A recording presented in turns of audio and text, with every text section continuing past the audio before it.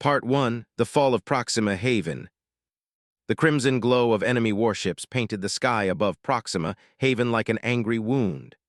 Commander Elijah Frost stood at the observation platform of the colony's central defense bunker, his weathered face illuminated by emergency lighting as he watched another section of the perimeter defenses collapse under concentrated plasma fire. Proximity alerts wailed across the settlement as the Krellick bombardment intensified. "Commander, the eastern shield grid just dropped below 12%, called out Lieutenant Jin Park, his uniform stained with hydraulic fluid from emergency repairs. The young officer's eyes reflected the tactical displays showing dozens of enemy vessels in tight formation above the colony. Frost nodded grimly. "How many ships in their fleet now?" 53 confirmed. They brought in 6 more destroyers during the night cycle. Proxima Haven was supposed to be exactly that, a haven. The first successful human colony in the Centauri system, established 20 years ago and now home to over 7,000 civilians. Families, children, people who had come to build new lives far from an overcrowded Earth, not to die in an alien siege that had begun without warning or provocation. "The civilian shelters?" Frost asked, his voice steady despite everything. "All secure, sir. Food and water reserves for another 11 days at current rationing levels," Jin replied, checking his data tablet. "Medical supplies are becoming critical, though. Dr. Winters reports 37 serious injuries from the last bombardment." The bunker shook violently as another explosion hit somewhere nearby. Chunks of concrete fell from the ceiling, but no one flinched anymore. They had grown accustomed to it over the past 4 days of relentless attacks. "Sir," Jin hesitated, lowering his voice. "The Colony Council is meeting right now. There's talk about negotiating surrender terms." Frost's jaw tightened. "There won't be any terms, Lieutenant. You've seen what the Krellick do to settlements that surrender." The Krellick Armada had appeared at the edge of human space 8 months ago. No warnings, no demands, no communication at all, just systematic destruction. 3 smaller outposts had already fallen before they reached Proxima Haven. Intelligence suggested there were no survivors. "We need reinforcements," Jin said simply. "Earth is 5 months away at maximum FTL," Frost replied bitterly. "By the time they even receive our distress calls." "That's why I came to find you," a new voice interrupted. Dr. Naomi Winters stood in the doorway, her lab coat covered in dust, auburn hair hastily tied back. "I think I've found something that might help us, something big. Follow me." Deep beneath the colony's main complex, beyond the civilian shelters and emergency power systems, Dr. Winters led Commander Frost through narrow maintenance tunnels rarely visited by anyone but the engineering team. "Do you remember when we first established the colony, how the survey team found those strange metallic formations embedded in the mountain?" Naomi asked as they descended deeper. Frost nodded. The structures had been studied briefly, determined to be remnants of some ancient civilization long vanished from the Centauri system. Nothing of immediate value had been discovered, so research had been deprioritized in favor of establishing the colony. "Well," she continued, "Chief Engineer Takumi has been studying them in his spare time for years. When we lost contact with our communication satellites yesterday, he came to me with a theory." They reached a heavy metal door at the end of the tunnel. Naomi pressed her palm against a scanner, and the door slid open with a soft hiss. Inside was a vast chamber carved directly into the bedrock. The walls were lined with strange angular panels that seemed to shimmer despite the absence of direct light.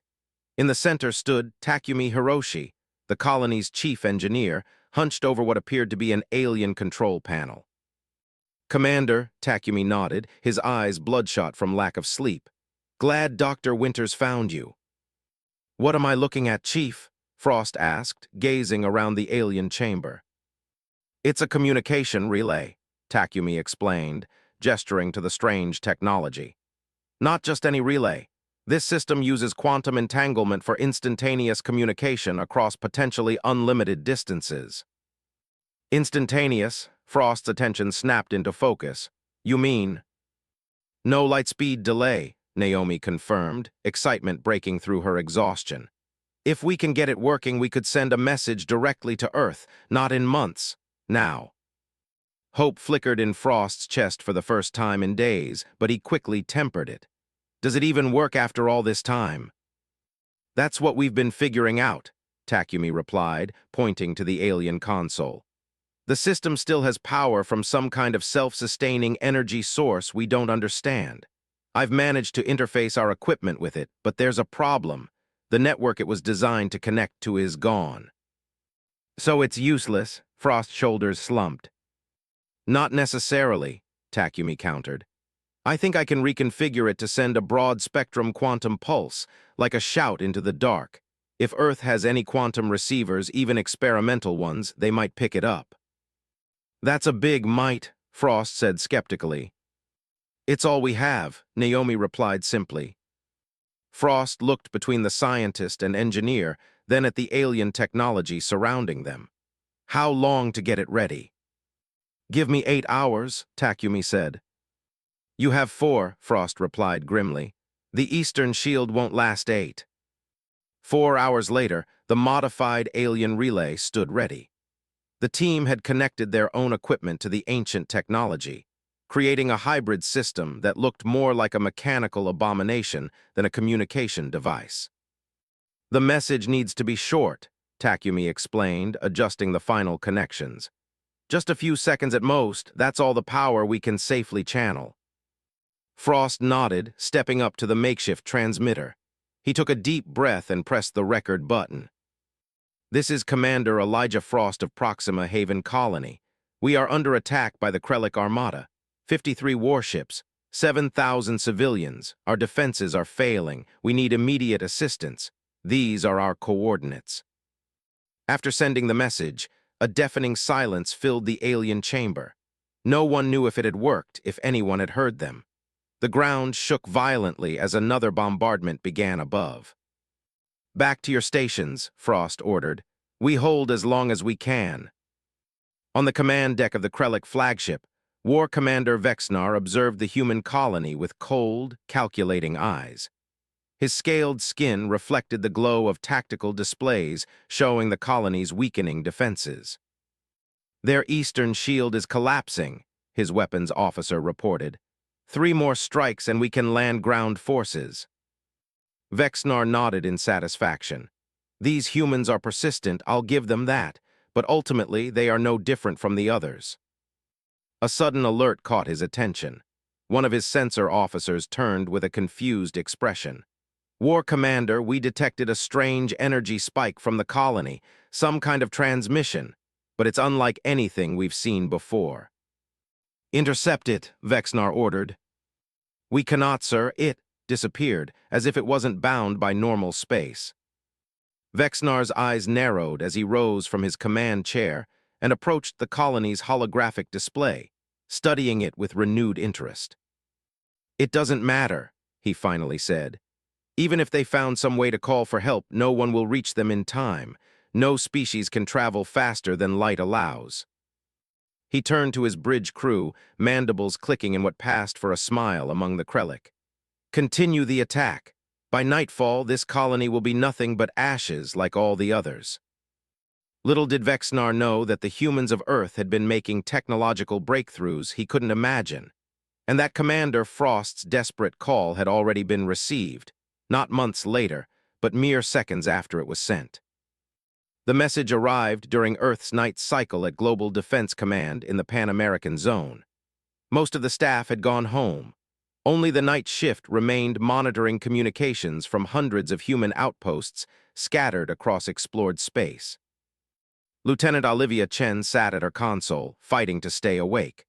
Her shift would end in 30 minutes, 30 long minutes before she could head home to her apartment and collapse into bed. The screens in front of her showed nothing unusual: routine check-ins, supply requests, and occasional minor emergencies that local forces could handle. Then every alarm in the command center went off simultaneously. Olivia jolted upright as her screens filled with flashing red warnings. For a moment, she thought it was a system malfunction, but then the message played. This is Commander Elijah Frost of Proxima Haven Colony. We are under attack by the Krellic Armada. 53 warships, 7,000 civilians. Our defenses are failing. We need immediate assistance. These are our coordinates. Humanity's lightning strike. The jump was nothing like the simulations. Captain Dominic Reeves gripped his command chair as reality itself seemed to tear apart around the Valiant. The massive battleship shuddered violently, metal groaning under stresses it was never designed to endure. Warning lights flashed across every console on the bridge. "Status report," Dominic shouted over the noise. Lieutenant Faye Jordan fought with her controls, trying to make sense of the readings. "Unknown, sir. We're somewhere, but sensors aren't functioning properly. The Thunderbolt drive is overheating." Through the main view screen, Dominic could see nothing but swirling darkness, occasionally broken by flashes of energy that resembled lightning. They were passing through some kind of space between spaces, a realm that human eyes were never meant to see. "Engineering report," Dominic called into the comm. Chief Engineer Raj Patel's voice came back strained and breaking up with static. "Drive holding, Captain, but barely. We've never pushed it this far before. She wasn't ready for a jump this long." Dominic made a quick decision. All power to structural integrity and the drive itself. Shut down non-essential systems. "Already done, sir," Faye replied, "but we're still seeing dangerous power fluctuations." A particularly violent shudder ran through the ship, followed by the sound of a distant explosion. "Damage report," Dominic demanded. "Sections 18 through 22 reporting hull breaches," the tactical officer called out. "Emergency force fields are holding, but we've lost 2 of our fighter craft in Bay 4.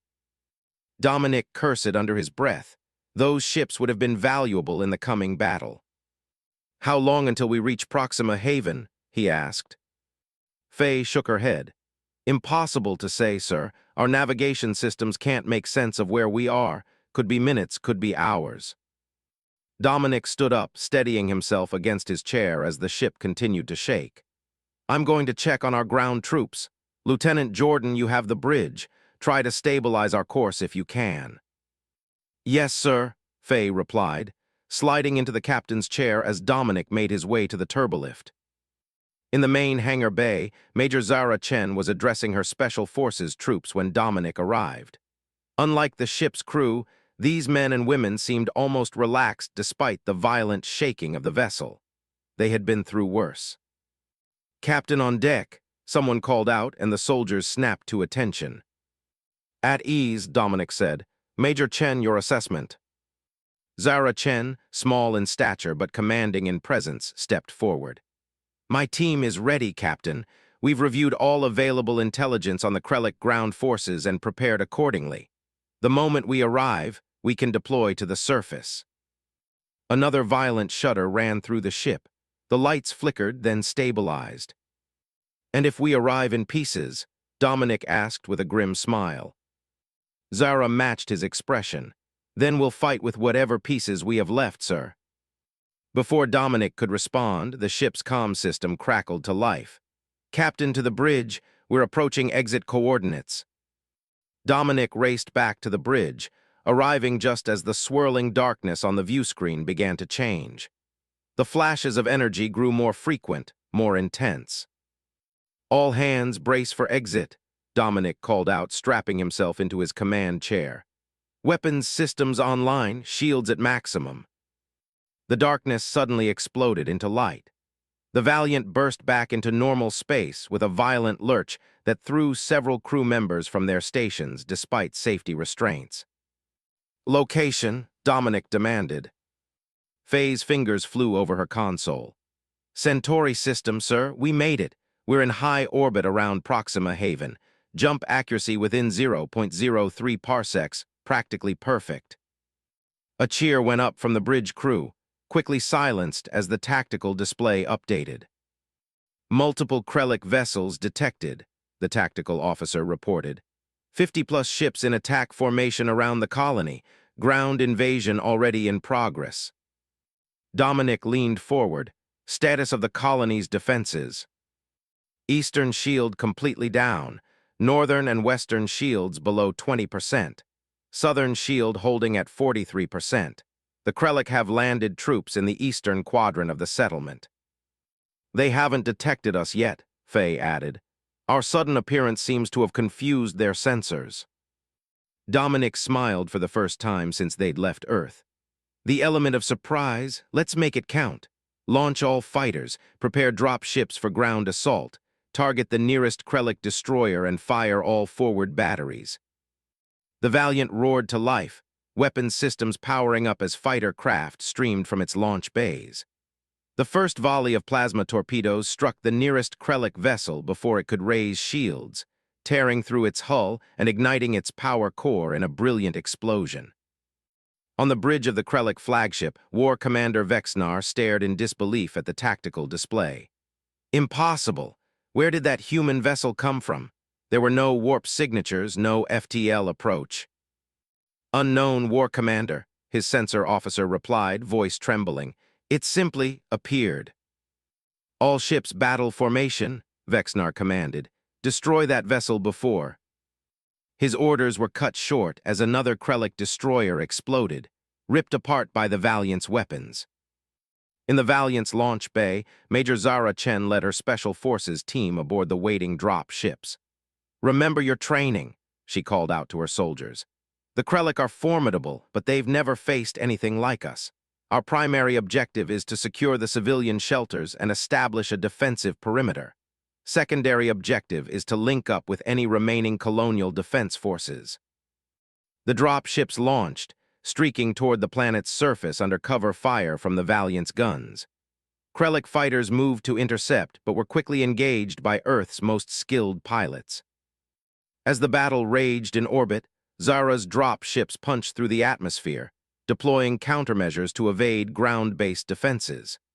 They touched down near the colony's main complex in a textbook assault landing, troops pouring out with weapons ready. The Krellick ground forces, reptilian warriors in heavy armor, were caught completely off guard. They had expected resistance from the colonists, not an elite fighting force equipped with Earth's most advanced weapons technology. Zara led the charge, her plasma rifle cutting down 3 Krellick warriors in quick succession. Push forward, secure that entrance to the main bunker. In the colony's central defense bunker, Commander Elijah Frost stared at his tactical display in disbelief. What the hell is happening up there? Lieutenant Jin Park's eyes were wide. Sir, I'm picking up Earth transponder codes, a lot of them, and communications from Special Forces troops on the ground. That's impossible, Frost muttered. Earth is months away.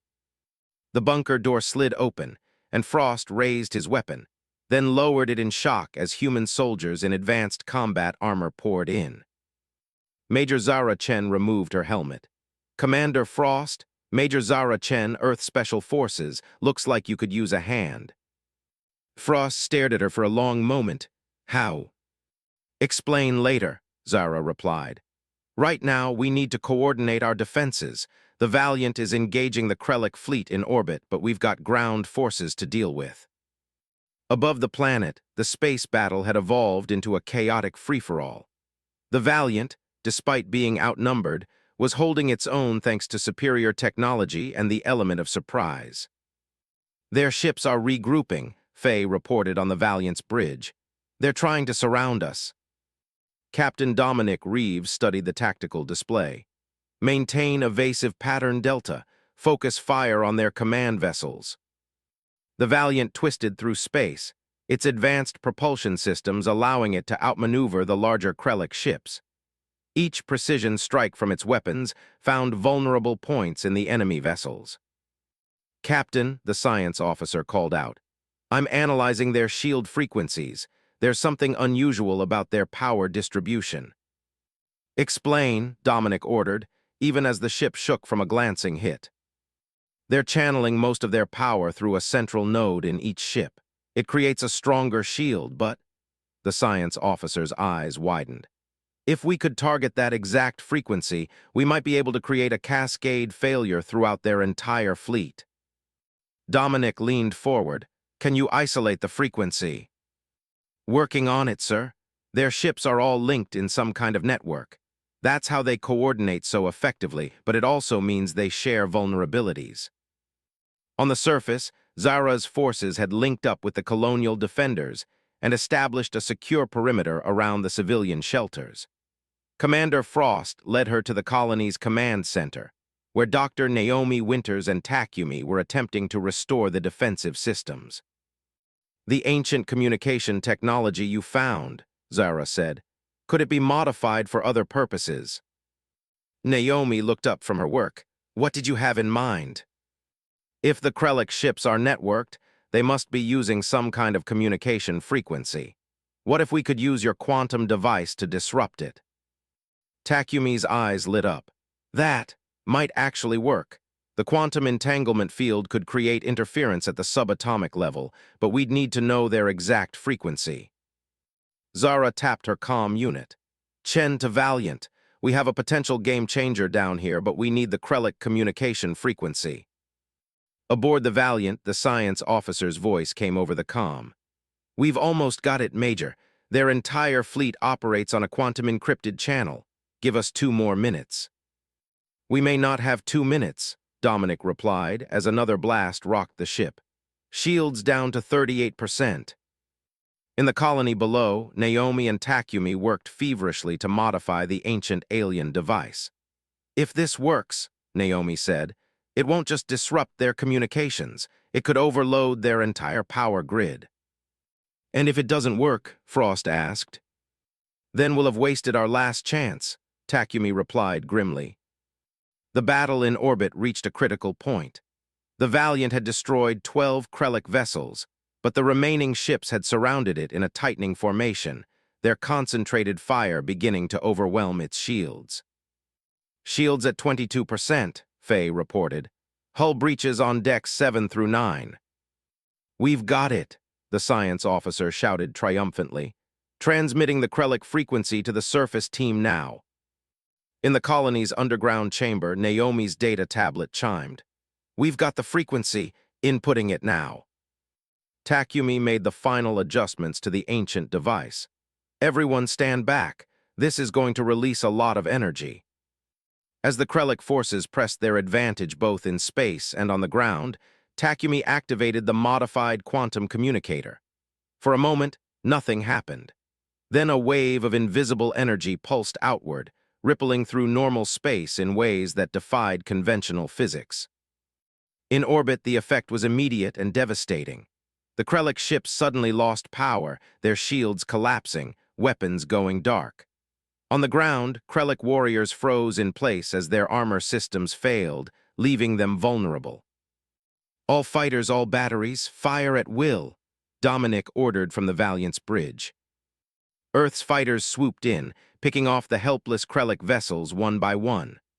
On the surface, Zara's special forces and the colonial defenders launched a coordinated counterattack, pushing the disoriented Krellic warriors back. War Commander Vexnar watched in horror as his mighty fleet was decimated around him. "What is this sorcery?" he demanded. "How can one human vessel defeat us?" His flagship rocked as another volley from the Valiant struck home. Systems failed across his command deck, and for the first time in his long career of conquest, Vexnar knew the bitter taste of defeat. "All remaining ships," he commanded. "Emergency retreat protocol. We must warn the Krellic Dominion of this new human weapon." Only 7 Krellic vessels managed to escape, jumping to FTL with the last of their reserve power. The rest were destroyed or disabled in orbit around Proxima Haven. As the battle ended, the colony erupted in celebration. Humans who had been facing certain extinction just hours before now embraced their unexpected saviors from Earth. Commander Frost met Captain Reeves when he finally shuttled down to the surface. "I still can't believe you made it here," Frost said, shaking Reeves' hand firmly. "By all laws of physics, it should have been impossible."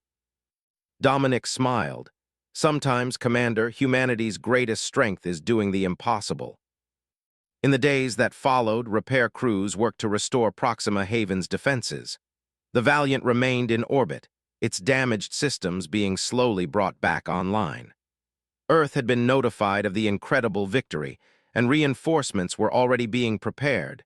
Ships that would take the conventional route, arriving months later to secure the system permanently.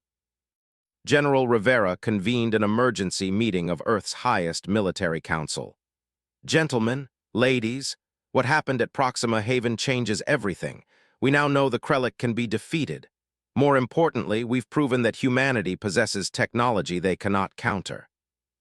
The Thunderbolt drive is still experimental, Admiral Jackson pointed out. And the quantum disruption was a one-time trick that required unique circumstances. Then we'll refine the technology, Rivera replied firmly. I propose the immediate formation of a new initiative, the Terran Defense Force. Its mandate, to protect all human colonies using the lessons learned at Proxima Haven. The vote was unanimous. On Proxima Haven, as the colony began rebuilding, Major Zara Chen found Commander Frost staring at the night sky from the observation platform. Looking for more Krellick ships? She asked, joining him. No, he replied quietly. I'm looking at the stars differently now. Yesterday, they represented our isolation, how far we were from help from home. Today, they represent something else. What's that? Zara asked. Possibility, Frost said. For the first time since we left Earth, I truly believe humanity has a future among the stars. In the ancient chamber beneath the colony, Dr. Naomi Winters and Takumi Hiroshi continued to study the alien technology that had helped save them all. You realize what this means, Naomi said softly, her fingers tracing the strange symbols on the alien panels. Whoever built this, they mastered quantum mechanics on a level we're just beginning to understand. Takumi nodded, and they left it here for us to find. Maybe they knew we'd need it someday. As the Valiant prepared for its return journey to Earth, Captain Dominic Reeves recorded his final log entry.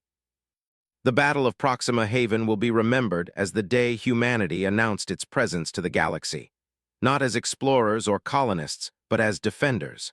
The Krellick believed us to be easy prey, isolated and vulnerable. They didn't understand what humans are capable of when our backs are against the wall. He paused, looking at the colony through the view screen, lights now shining brightly again on the surface. The Krellick will return, perhaps with a larger force, but next time we'll be ready. The Thunderbolt drive has proven itself. Soon, Earth will have a fleet of ships that can reach any human settlement within minutes. No colony will ever stand alone again.